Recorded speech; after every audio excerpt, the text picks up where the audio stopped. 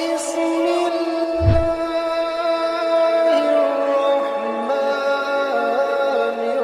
الرحيم۔ ایک سخی کا قصہ سنو، غریب کیسے سخی بنے۔ ایک صحابی رات کو اٹھے، یا اللہ تیرا نبی کہہ رہا ہے مال خرچ کروں تو میرے پلے تک کخ بھی کوئی نہیں، میں کی خرچ کرا۔ اچھا یا اللہ جن جن لوگوں نے میری بےزتی کی، جن جن لوگوں نے میری بےزتی کی، میں نے سب کو معاف کیا، یہ میرا صدقہ قبول فرما۔ ٹھیک ہے، صبح فجر کی نماز آپ نے سلام پھیرا، بھائی رات کو صدقہ کس نے کیا ہے؟ سارے چپ، سب چپ، کسی بھی نہیں کیتا۔ آپ نے کہا بھائی رات کو اپنی عزت کا صدقہ کس نے کیا ہے؟